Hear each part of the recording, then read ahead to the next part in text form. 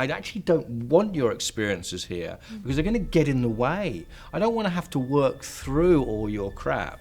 I don't want to have to work through all the tough times you've had or the good times you've had. I just want you to sit in this, and this is what's going to be open. He doesn't really look at the script. He is informed by what the actors are saying. Generally, a director will come in and go, okay, so what's happening in this scene is, I've got a fair idea about it, la la la la la, let's see what you've got. But with Dalip, it's like, show me. Some people want to act, but they don't want to be vulnerable.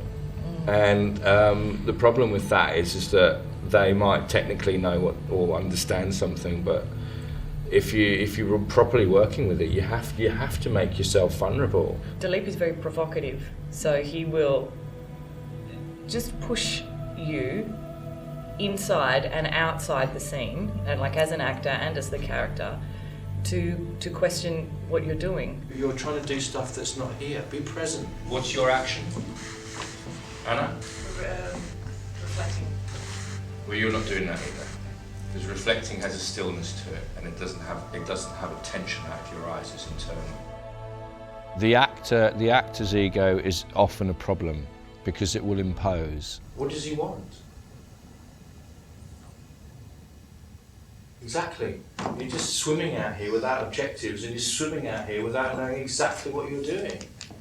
You're just improvising it, you're playing it, you're demonstrating. I mean, the problem is when the actor thinks they're really in it and they're having a great time out there, it's just their big ego indulging itself in themselves.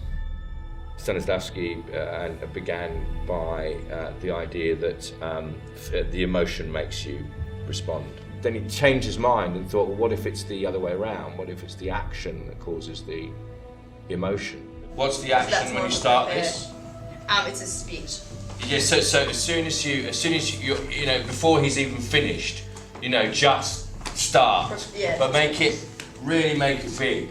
Really spit it out so that she releases all of her frustration. You're kind of trying to pry into the character a little bit deeper and get the actor to connect more to the bigger stuff, the stuff that's really important, that's just not being said. Because a play is all about what's not being said.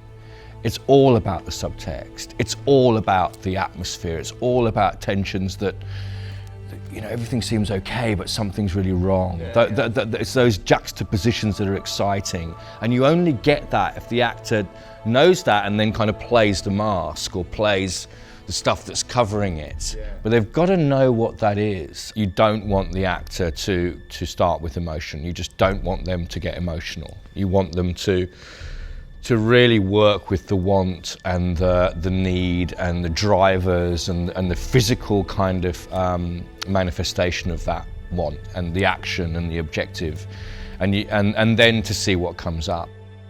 You have to simplify everything that you do. You have to kind of break it down and make it, it's almost like a conscious process for them. So you say, what do you want and what are you doing? And the more you do that, the more it becomes a kind of subconscious play. We have to bring out all of the unconscious stuff that the character's doing into the consciousness, and then over time it will go back again.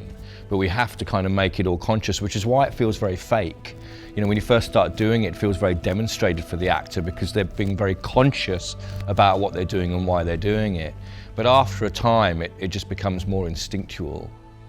So the performance is just something that happens, but it's really about what spins off from that lasts much longer and affects you, and I think is transformative. People lie after a show because they're terrified, and actors can be very defensive. And so they feel scared to be honest about what they really thought. And I just think I'd love to just crush that stuff and just to go, look, if you're bored, then, say it. Boring. Without fear of being thrown out. And if actors know that's a possibility, perhaps they'll work a bit harder.